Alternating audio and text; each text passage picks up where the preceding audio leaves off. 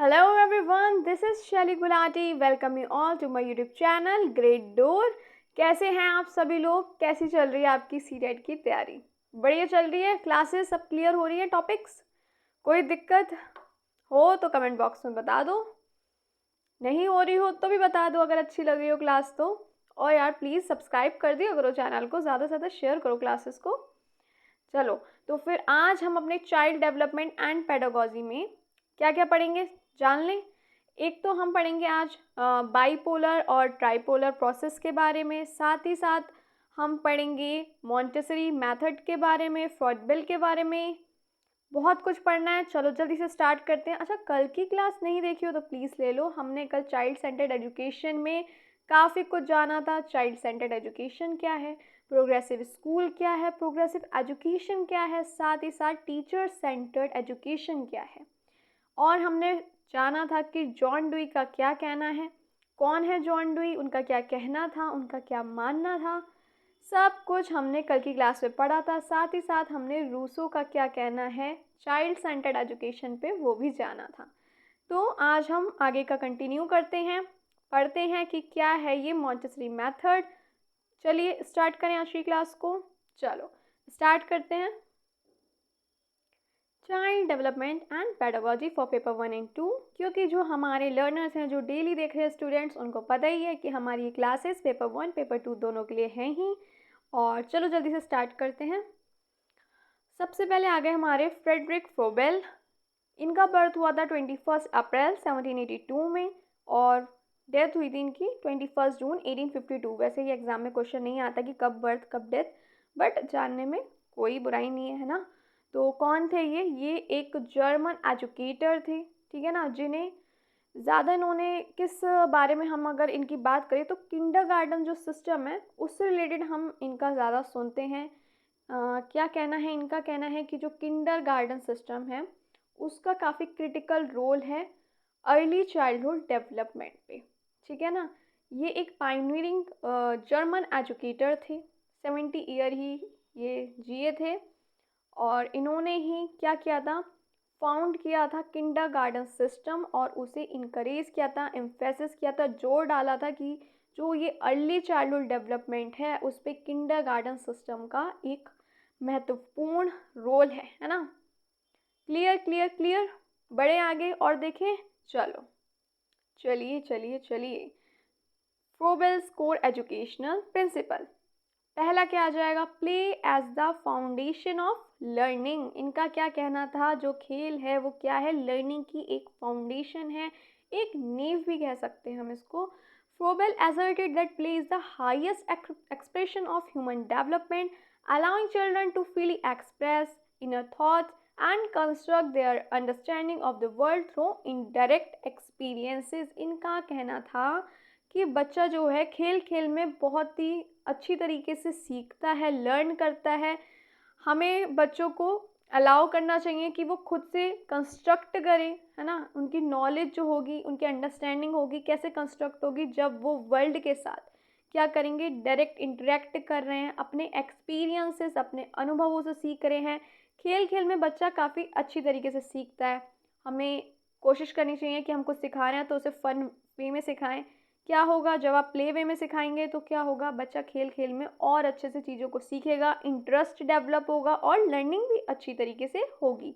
Hand on activities हो गई, numbering puzzles game हो गए, शेप्स गेम हो गए, बहुत सारे गेम्स हैं ना एजुकेशन से रिलेटेड, तो हम उससे काफ़ी कुछ बच्चों को सिखा सकते हैं। सेकेंड आ गया child centred and holistic development.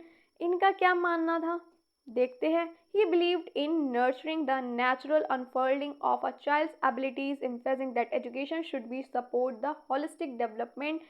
इनका कहना था बच्चे के होलिस्टिक डेवलपमेंट पे हमें गौर करना चाहिए, चाहे वो इंटेलेक्चुअल हो, इमोशनल हो, फिजिकल हो, सब चीज़ों पे ध्यान देना चाहिए। सब एक दूसरे से देखो जुड़ी हुई तो होती हैं, ठीक है। एक बच्चा है, उसकी तबीयत ठीक नहीं है, इमेजिन कर लो, ठीक है, तो क्या होगा, उसका पढ़ाई पे भी ध्यान नहीं देगा, ठीक है ना।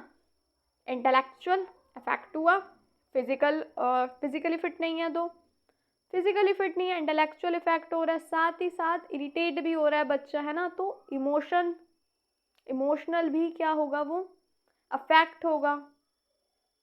सोसाइटी से भी अगर कोई आ जाए बात करे, बच्चा इरिटेट होगा, मन ही नहीं होगा बात करने का। तो हर चीज़ आपस में देखो जुड़ी हुई होती है ना।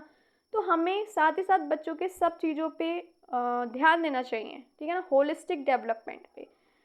स्कूल है, करिकुलम ऐसा हो जिसमें एक्टिविटीज़ इंक्लूड हो, ठीक है ना, प्ले वे में भी हो, कुछ प्रॉब्लम सॉल्विंग हो ताकि इंटेलेक्चुअल डेवलपमेंट हो, है ना, बच्चे को समझें, ग्रुप प्रोजेक्ट्स दें, ग्रुप वर्क दें, इमोशंस बच्चा एक दूसरे से फ्रेंड से शेयर करता है, गेम्स, स्पोर्ट्स, फिजिकल डेवलपमेंट हो रहा है, ग्रुप में बात करें, इंटरेक्ट हो रहा है, तो सोशल भी हो रहा है ना। लेकिन इनका क्या मानना था कि बच्चे के सारे डेवलपमेंट पे ध्यान देना चाहिए, बच्चा खुद से सीखे, इंटरेक्ट करके सीखे, hand on activities, learning by doing.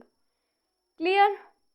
Vygotsky जो थे उनका क्या कहना था, साथ साथ एक बार रिपीट कर लेते हैं। उनका कहना था बच्चा सोसाइटी से इंटरेक्ट करके सीखता है। लेकिन हमारे प्याजे जी ने क्या बोला, जॉन डुई ने क्या बोला, रूसो ने क्या बोला, इन लोगों ने बोला कि बच्चा इंटरेक्ट करके, इन्वायरमेंट के साथ इंटरेक्ट करके ज़्यादा अच्छे से सीखता है। जब बच्चा एक्सप्लोर करेगा, ज़्यादा से ज़्यादा एक्सप्लोर में क्या होगा, बच्चा सीखेगा, हैंड ऑन एक्टिविटीज़ से सीखेगा, टच करके सीखेगा, एक्सप्लोर करके सीखेगा। समझ आ गया आप लोग को। और फ्रोबेल का भी यही कहना था। बढ़े आगे। थर्ड आ गया learning through nature and hands on activities. देखो वही बात आ गई, Froebel highlighted the importance of engaging the nature and using hand on activities to foster learning. Foster learning का मतलब अगर उन्होंने इंकरेज किया, बढ़ावा दिया किसको, हैंड ऑन एक्टिविटीज़ को, कि बच्चे को इंकरेज करिए। अगर बच्चा कुछ एक्सप्लोर कर रहा है, कुछ समझ रहा है, इंटरेक्ट करके आपसे क्वेश्चंस पूछ रहा है, क्यूरियोसिटी अगर डेवलप हो रही है, तो ये अच्छी बात है, बच्चे को इंकरेज करिए। फील्ड होती हैं, जैसे फील्ड ट्रिप पे ले जाइए, और बच्चा खुद कुछ सीख रहा है, वहाँ पे ऑब्जर्व कर रहा है, प्लांट्स, अलग अलग फ्लावर्स हैं, लीव्स हैं, और प्लांटिंग के लिए बच्चों को आप कह सकते हैं। जैसे कि आपने बच्चे को कहा कि कोई भी रोज़ फ्लावर है, प्लांटिंग करनी है, तो बच्चा क्या करेगा, मिट्टी हो गई, ठीक है, वो कलेक्ट कर रहा है, सीड्स हैं, और क्या करेगा, उसे ऑब्जर्व करेगा, ठीक है ना, उसमें अपना सीड्स डाल रहा है, फिर देखेगा कैसे धीरे धीरे धीरे धीरे लीव्स आ रही हैं, कैसे प्लांट ग्रो हो रहा है, बच्चा ऑब्जर्व कर रहा है, खुद से सीख रहा है। रिस्पॉन्सिबिलिटी भी आएगी, बच्चे को पता है मुझे रोज़ फ्लावर अगर ग्रो करना है तो क्या करना है, पानी देना पड़ेगा पौधों को। बच्चा इंगेज है, खुद से सीख रहा है, लर्निंग और अच्छे से होगी। समझ आया आप लोग को। और क्या हम इसके एग्जाम्पल देख सकते हैं, जैसे कि आप ब्लॉक्स का एग्जाम्पल देख सकते हैं। ब्लॉक्स होते हैं ना खेलने वाले, बच्चा खुद करेगा, टॉवर बनाया, गिर गया, ठीक है, दोबारा बनाया, गिर गया। बच्चे को समझ आ रहा है कि मुझे क्या करना है, जो नीचे का जो बेस है वो ब्रॉड होना चाहिए। बच्चा अपने आप करके क्या सीख रहा है, बैलेंस करना, ठीक है ना। अब बच्चे को पता है मैं अगर नीचे का जो बेस है उसे स्ट्रॉन्ग रखूँगा, ब्रॉड रखूँगा, तो मेरा टॉवर नहीं गिरेगा। बच्चा खुद से सीख रहा है ना, एक्सपीरियंस करके, एक्सप्लोर करके बच्चा खुद से सीख रहा है। आप बच्चे को क्ले दे सकते हैं, आजकल तो बच्चे बहुत यूज़ भी करते हैं ना क्ले का, अलग अलग कलर्स की क्ले आती हैं। आपने बच्चे को क्ले दे दी और बच्चे को बोला इससे शेप्स बनाओ, अपने कोई भी पिक्चर इमेजिन करके और उसको बनाने की कोशिश करो, ड्रॉ करो, क्रिएटिविटी डेवलप होगी ना इससे, क्रिएटिविटी। बच्चा खुद से करके सीखेगा। अगर बच्चा प्लांटिंग कर रहा है तो बच्चा चीज़ों को ऑब्जर्व करेगा, रिस्पॉन्सिबिलिटी भी आएगी। बच्चा जो खुद से करके सीखता है वो बेस्ट लर्निंग है। फिर आ जाते हैं Froebel's gifts and occupation. He developed a series of educational materials. उन्होंने क्या सीरीज डेवलप करी, एजुकेशनल मटेरियल्स की, जिसे बोलते हैं फ्रोबेल गिफ्ट्स, जिसमें क्या इंक्लूडेड है, geometric building blocks, pattern activity books, design to stimulate creativity and understanding of spatial relationship, ताकि बच्चा जो पैटर्न है, ठीक है, ज्योमेट्रिकल बिल्डिंग ब्लॉक्स से, पैटर्न से क्या करे, एक्टिविटी करके खुद से कुछ सीखे, क्रिएटिविटी डेवलप हो, अंडरस्टैंडिंग हो स्पेशल रिलेशनशिप्स के अकॉर्डिंग। बच्चा शेप्स है, ब्लॉक्स से बैलेंस कर रहा है, साथ ही साथ बोले हम अगर क्रिएटिविटी भी डेवलप होगी इसमें। अगर बच्चा खेल रहा है तो शेप्स के बारे में नॉलेज होगी, क्ले की हेल्प मैंने बताया था, और सैंड पेपर आता है, उससे टच करके बच्चा सीख सकता है। काफ़ी गेम्स आते हैं ऐसे जिससे हम बच्चों को नंबर सिखा सकते हैं, शेप्स के बारे में बच्चा सीख सकता है। तो ऐसे मटेरियल्स जो हैं, इस सीरीज़ को, एजुकेशन मटेरियल सीरीज़ को फ्रोबेल गिफ्ट्स नेम दिया गया। क्लियर? अब आ जाता है हमारा द मॉन्टेसरी मेथड। ये डेवलप किया था डॉक्टर मारिया मॉन्टेसरी ने। इनका बर्थ 1870 में हुआ था और 1952 तक ये जीवित रही थी। ये एक इटालियन फिजिशियन और एजुकेटर हैं जिन्होंने द मॉन्टेसरी मेथड को डेवलप किया। इनका मानना था कि जो बच्चा है वो बेस्ट कब लर्न करता है, जब वो खुद से कुछ करता है, अपने अनुभवों से वो सीखता है। देखो, जॉन डुई हों, चाहे रूसो हों, चाहे फ्रोबेल हों, चाहे डॉक्टर मारिया मॉन्टेसरी, इन सब का मानना यही था कि बच्चा जब खुद से कुछ करता है, लर्निंग बाय डूइंग होती है, हैंड्स ऑन एक्टिविटीज़ होती हैं, तो बच्चा बेहतर तरीके से सीखता है। या हम कह सकते हैं learning best when a child do hand on activities. ठीक है ना, लर्निंग बाय डूइंग एक्सपीरियंसेस, जब वो इंटरेक्ट कर रहा है एनवायरनमेंट के साथ, तो बच्चा ज़्यादा बेहतर तरीके से सीख रहा है, बच्चा और अच्छे से अपने अनुभवों से सीख पाता है।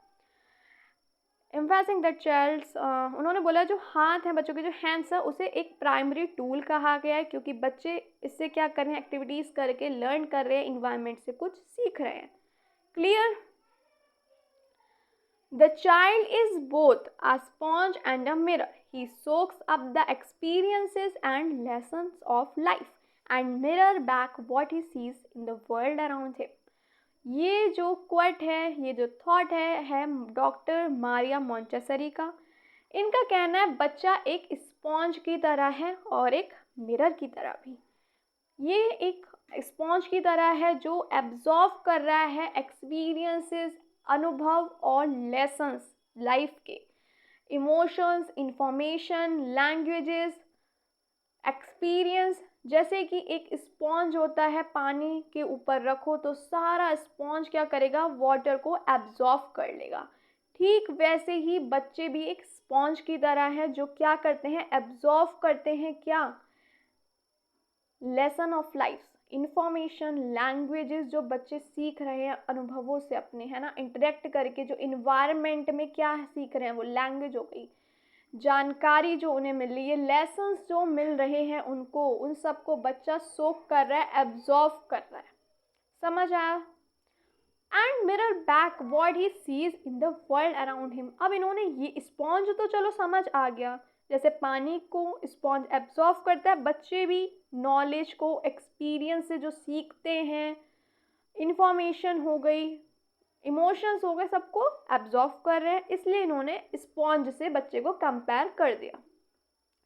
लेकिन मिरर क्यों कहा है? देखो, मिरर इसलिए बोला है, mirror back what he sees, मतलब रिफ्लेक्ट जो है क्या देता है बच्चा, जो वो अपने आसपास की दुनिया में, सराउंडिंग में जो बच्चा देख रहा है, उस हिसाब से बच्चा रिफ्लेक्ट कर रहा है।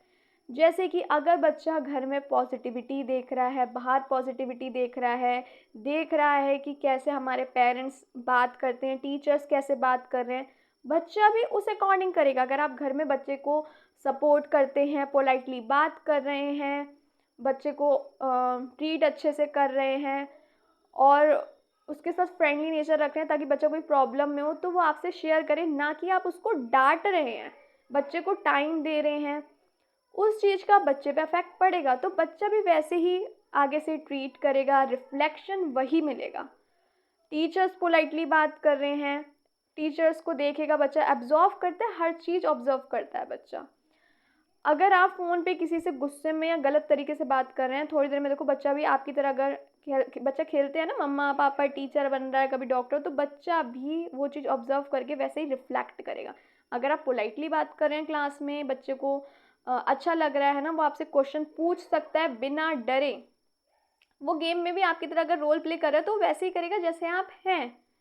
अगर आप हमेशा इरिटेट बन के रह रहे हैं, बच्चा क्वेश्चन पूछ रहा है, डांट लगा रहे हैं, बच्चे को फेलियर महसूस करा रहे हैं, कंपैरिजन कर रहे हैं बच्चे का, तो बच्चे को फेलियर तो वैसे ही महसूस नहीं कराना। लेकिन अगर आप बच्चे को डांट रहे हैं, मार्क्स ना आने पे, हर चीज़ बच्चा ऑब्जर्व करता है, भेदभाव कर रहे हैं, ये चीज़ हमें नहीं करनी। अगर हम इरिटेट होकर बात कर रहे हैं, बदतमीज़ से बोल रहे हैं, गलत बोल रहे हैं, या घर पे अगर कोई गलत बोला तो बच्चा भी वैसे ही आगे से रिफ्लेक्ट करेगा। इसलिए इन्होंने बोला है mirror back what he sees in the world around him. आपका सोसाइटी, आपका नेचर किस पे डिपेंड कर रहा है कि आप कैसे ट्रीट कर रहे हैं। देखो, जैसे पेरेंट्स, टीचर, नेबर्स, जो भी आसपास की दुनिया में जैसे वो देखेगा वैसे ही रिफ्लेक्ट। पॉजिटिव नेचर देख रहा है, अगर वो देख रहा है कि आप अपने पेरेंट्स की रिस्पेक्ट कर रहे हैं, अपने फ्रेंड से अच्छे से बोल रहे हैं, बच्चा भी वैसे ही करेगा। अगर आप गलत तरीके से बोलेंगे तो आपका बच्चा भी वैसे ही बोलेगा। तो बहुत ध्यान रखना चाहिए बच्चों के सामने क्या पीछे भी हमें हमेशा सबसे अच्छे से बात करो, रिस्पेक्ट करो, केयर करो सबकी, सबको प्यार बांटो। और चलो, इतना समझ आ गया क्यों बोला है बच्चे को, क्यों कंपैरिजन किया स्पॉन्ज से, और मिरर क्यों कहा है। चलो, अब इसके प्रिंसिपल्स क्या हैं। चाइल्ड सेंटर्ड लर्निंग होनी चाहिए। Montessori method focus on the individual child pace and interest. The teacher act as a facilitator not a traditional instructor. देखो, इनका क्या कहना था, इनका जो मेथड था वो फोकस कर रहा था बच्चे के पेस पे, बच्चे का लेवल क्या है, मैच्योरिटी लेवल क्या है, उसकी एज के अकॉर्डिंग एक्टिविटीज़ होनी चाहिए, एक्टिविटी प्लान्स होनी चाहिए, इंटरेस्ट के अकॉर्डिंग होनी चाहिए, बच्चे को किस चीज़ में इंटरेस्ट है, अलग अलग हमें मेथड यूज़ करने चाहिए, अलग अलग एक्टिविटीज़ से बच्चों को सिखाना चाहिए, क्लास क्रिएटिविटी होनी चाहिए क्लास में, और काफ़ी इंटरेस्टिंग बनाने के लिए आप प्ले वे में भी सिखा सकते हैं। टीचर को ट्रेडिशनल इंस्ट्रक्टर की तरह नहीं बनना। हमने कल पढ़ा था टीचर सेंटर्ड एजुकेशन, जिसे ट्रेडिशनल एजुकेशन भी बोलते हैं। क्यों? क्योंकि उसमें क्या आता, बस टीचर है वो बोल रहा है और बच्चे क्या करेंगे, सिर्फ चुपचाप सुनेंगे, कोई क्वेश्चनिंग नहीं, कोई डिस्कशन नहीं, कोई डिबेट नहीं, बच्चे के पेस से कोई मतलब नहीं, इंटरेस्ट से कोई मतलब नहीं। हमें ये चीज़ नहीं करनी है। हमें एक फैसिलिटेटर की तरह काम करना है, एक गाइड की तरह काम करना है। बच्चा कहीं अटक रहा है, उसे कुछ समझ नहीं आ रहा, उसकी हेल्प करो, उसे सपोर्ट करो, फैसिलिटेट करो। ठीक है, समझ आ गया क्या करना है हमें। ठीक है, ये नहीं है कि बस आंसर दिया छुट्टी। सपोर्ट करो बच्चे को, ताकि बच्चे को कॉन्फिडेंस भी बच्चे का बढ़े कि हाँ मैंने सॉल्व किया है, मैं कर सकता हूँ। इनकरेज करते रहो। अगर आप बच्चे को अप्रिशिएट कर रहे हो, इनकरेज कर रहे हो, तो वो कोशिश करता रहेगा उस चीज़ को सॉल्व करने की, और उसका कॉन्फिडेंस भी बढ़ेगा जब वो सॉल्व कर लेगा। हल्का सा सपोर्ट देने की सिर्फ ज़रूरत होती है, आप उसे गाइड करें। Learning by doing, children learn through hand on activities using specially designed education materials.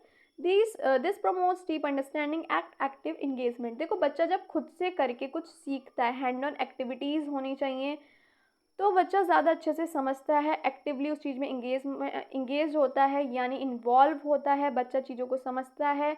जब वो एक्सप्लोर करता है, जैसे कि मैंने आपको एग्जांपल दिया, जैसे बच्चे को प्लांटिंग के लिए कहा गया तो वो सीड्स कलेक्ट कर रहा है, मिट्टी ला रहा है, सीड्स डाल रहा है, प्लांट ग्रो हो रहा है, रिस्पॉन्सिबिलिटी आ रही है, खुद से कुछ कर रहा है और सीख रहा है कैसे प्लांट ग्रो हो रहा है।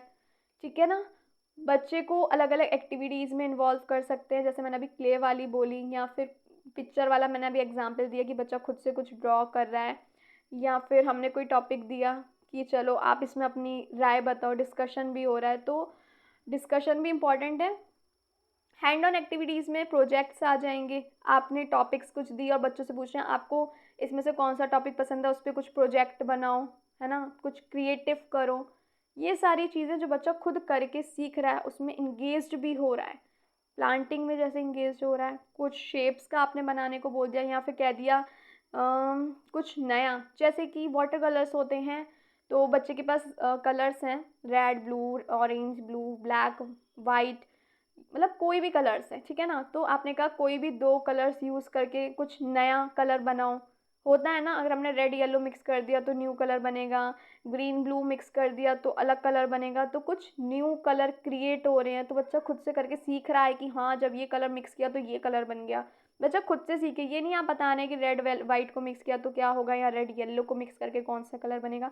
बच्चा खुद करेगा और सीखेगा, सिंपल है ना। और बच्चे को मज़ा भी आएगा, अलग अलग कलर्स यूज़ कर करके न्यू कलर्स क्रिएट करेगा, क्यूरियोसिटी भी होगी। काफ़ी चीज़ें आप दे सकते हैं। कोई चीज़ दे दी आपने कि एग्ज़ाम्पल अगर मैं आपको दूँ, जैसे मैंने आपको पहले भी दिया था कि अगर तुम्हारे पास ऑप्शन होता कि तुम अगर सुपर हीरो होते, तुम्हारे पास पावर होती, तो तुम क्या करते।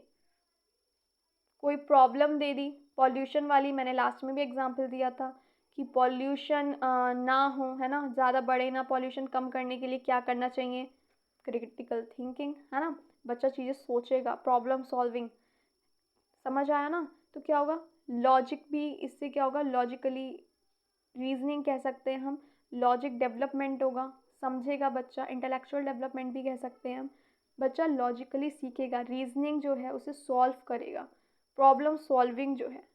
तो इस टाइप के एग्जाम्पल्स, एक्टिविटीज़ हम करवा सकते हैं।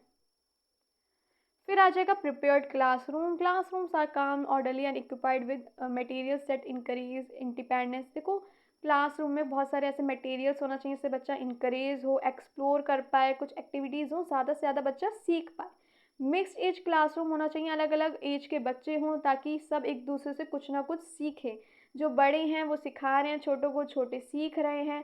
पर ज़रूरी नहीं है कि हमेशा छोटे ही बड़ों से सीखें। कई बार ऐसे होता है कि बड़े भी छोटों से कुछ ना कुछ सीखते हैं, होता है ना ऐसा। तो ज़रूरी नहीं है कि जो बड़ा है वही हमेशा सिखाएगा, अलग अलग एज के होंगे तो कुछ ना कुछ एक दूसरे से सीखेंगे। समझ आ गया? चलो, development of independence. Children are encouraged to make choices, solve problems and work independently which build confidence and decision making skills। बच्चे को खुद का कुछ डिसीजन लेने दीजिए, क्या सही है गलत, मोरल थिंकिंग डेवलप होगी, है ना, मोरल डेवलपमेंट होगा। बच्चे को, जैसे कि बच्चा खुद अपना स्कूल बैग लगा रहा है, अब मैं बड़ा हो गया हूँ, मैं लगा सकता हूँ, है ना, होमवर्क खुद कर लिया, एक कॉन्फिडेंस आ गया कि हाँ मैं तो अपना वर्क कर सकता हूँ खुद से। तो इंडिपेंडेंटली उसको वर्क करने दीजिए, इससे कॉन्फिडेंस क्या होगा, डेवलप होगा। बच्चा अपना कुछ लंच रख रहा है स्कूल बैग में, बोटल्स अपने पानी की खुद फिल करके रख रहा है। छोटे बच्चे यही तो काम करेंगे। अब ये थोड़ी है कि बस किचन में गैस पे खड़े होकर काम कर रहे हैं या कहीं जॉब कर रहे हैं वही काम होता है। उनके लिए ये भी बहुत बड़ा काम है, अपनी बोतल फिल करके बैग में लगानी, रात को टाइम टेबल से बैग लगाना, स्कूल के लिए खुद रेडी होना, कॉम करना। तो इंडिपेंडेंटली वर्क कर रहे हैं। साथ में आपने टॉपिक्स दे दिए कि कौन से इसमें से चूज़ करो, कौन सा आपको इंटरेस्ट के अकॉर्डिंग कौन सा टॉपिक आप लेना चाह रहे हो। कुछ क्वेश्चंस दे दिए, जैसे मैंने पॉल्यूशन बोला, खुद क्या हो रहा है, अब इससे बच्चा प्रॉब्लम सॉल्व करेगा। ये सब चीज़ें होनी चाहिए क्लास में। The hands is the chief teacher of the child. क्यों बोला है ऐसा डॉक्टर मारिया मोंटेसरी ने? अभी हम इतनी देर से पढ़ रहे हैं कि बच्चा जब खुद से कुछ करके सीखता है, टचिंग से कुछ सीख रहा है बच्चा, है ना, खुद एक्सप्लोर कर रहा है बच्चा, तो क्या हो रहा है, बच्चा बेहतर तरीके से सीखेगा जब वो फील, देख के, टच करके, महसूस करके, एक्सप्लोर करके कुछ सीख रहा है तो बच्चा बेस्ट सीखेगा। Learning by doing hands on activities, experience से बच्चा ज़्यादा बेहतर तरीके से सीखता है। अब आ जाता है हमारा बाईपोलर प्रोसेस एजुकेशन। ये क्या है? देखो, बाईपोलर में क्या होते हैं, टू कंपोनेंट्स हो गए, ठीक है, एक हो गया बच्चा, एक हो गया टीचर। बाईपोलर, बाई मतलब टू। इसमें क्या होगा, जो लर्नर है वो एक्टिवली इन्वॉल्व होगा और नॉलेज को एक्वायर कर रहा है, एक्टिवली ये सीख रहा है वो। टीचर एक गाइड या फैसिलिटेटर की तरह काम करेगा जो बच्चे को हेल्प करेगा, बच्चा एक्सप्लोर करने में, उसे सीखने में। ये डायरेक्टली उसकी तरह नहीं है, ट्रेडिशनल जो सेंस है कि बस बच्चे को टीचर जो पढ़ा रही है बच्चा वही पढ़ रहा है, सुन रहा है और वही कर रहा है चुपचाप बैठ के जैसे टीचर चाह रही है। इसमें टीचर जो है, इसमें टीचर और बच्चे का क्या होगा, इंटरेक्शन होगा, आपस में बातचीत करेंगे, डिस्कशन होगा, कुछ लर्निंग मटेरियल्स भी यूज़ होंगे। ऐसा नहीं है कि इसमें लर्निंग मटेरियल्स यूज़ नहीं हो रहे, बिल्कुल ही, और प्रोवाइड कर रहा है टीचर, क्लास को ऐसा बना रहा है कि बच्चा एक्सप्लोर कर पाए। मेन इसमें टीचर चाइल्ड का इंटरेक्शन हो रहा है, बच्चा एक्टिवली इन्वॉल्व भी है, सीखेगा भी, समझेगा भी, एक्सप्लोर भी करेगा, हैंड ऑन एक्टिविटीज़ भी होंगी और टीचर और चिल्ड्रन के बीच में इंटरेक्शन, डिस्कशन भी होगा। ठीक है, ट्राइपोलर में लेकिन 3 एलिमेंट्स आ जाएंगे। देखो, इसमें बच्चा, टीचर और लर्निंग मटेरियल्स आ जाएगा। इसमें जो क्लास है, सब चीज़ों को ऐसे डिज़ाइन किया जाता है जिसमें अलग अलग टूल्स होते हैं जिससे बच्चा ज़्यादा से ज़्यादा एक्सप्लोर कर पाए, इंडिपेंडेंटली लर्न कर पाए, मैनिपुलेट कर पाए। टीचर एक प्राइमरी लर्नर होगा, टीचर नहीं, चिल्ड्रन क्या होंगे, प्राइमरी लर्नर होंगे, सेंटर होंगे लर्निंग प्रोसेस के। टीचर फैसिलिटेटर की तरह हेल्प करेगा जो, और साथ ही साथ टीचर ऐसा इन्वायरमेंट क्या करेगा, प्रिपेयर करेगा ताकि बच्चा एक्सप्लोर कर पाए, ज़्यादा से ज़्यादा सीख पाए, हैंड ऑन एक्टिविटीज़ हो, खूब सारी एक्टिविटीज़ से बच्चा सीख पाए, मैनिपुलेट हो, लर्निंग इंडिपेंडेंटली हो।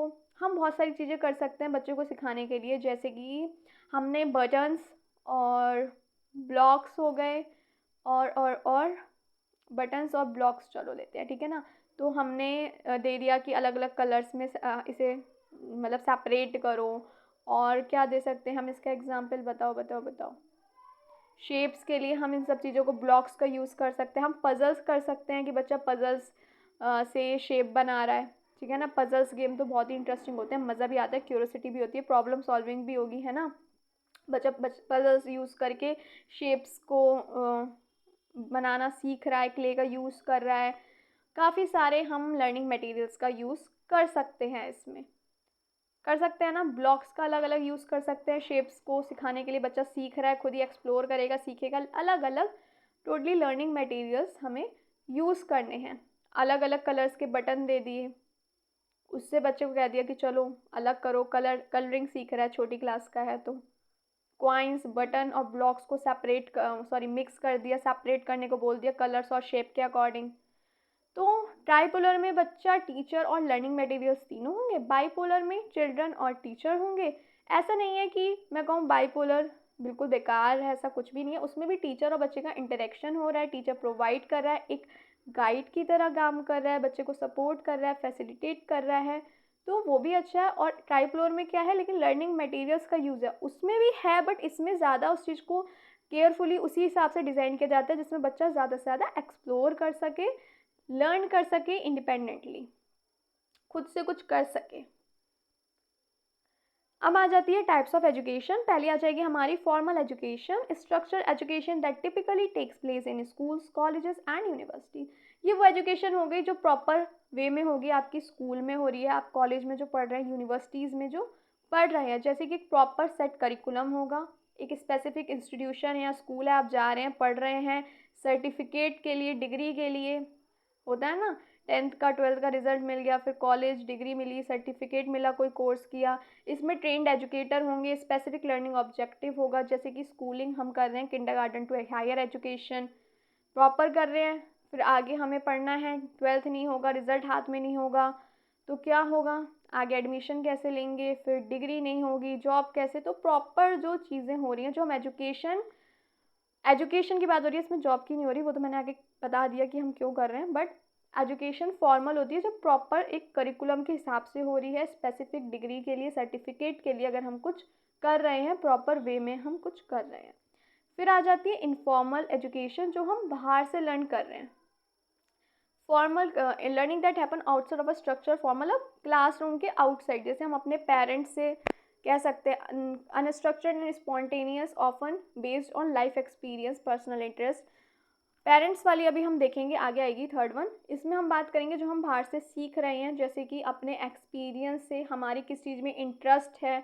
होता है ना, किसी को मेकअप में, तो मेकअप की देख रहे हैं और सीख रहे हैं, कोई बुराई नहीं है, मेकअप आर्टिस्ट होते हैं। डांस है, एक्सपीरियंसेस हो गए, हम कुछ एक्टिविटीज़ कर रहे हैं, उससे कुछ सीख रहे हैं। तो learning through everyday from family teaching और hobbies like playing and musical instrument. हमने कोई डिब्बा ले लिया और उसी को बच्चे को दे दिया, बजा रहे हैं, जैसे घर पे होता है ना, बच्चा अलग अलग साउंड निकाल रहा है, होता है। घर वाले कुछ ना कुछ सिखाते हैं, फैमिली कुछ ना कुछ सिखाती रहती है, कैसे रिस्पेक्ट करो, कोई बड़ा आए तो हमें ऐसे बिहेव करना चाहिए, लाउड नहीं बोलना चाहिए, पोलाइटली बोलना चाहिए। तो ये सब चीज़ें हम अपनी फैमिली से सीख रहे हैं।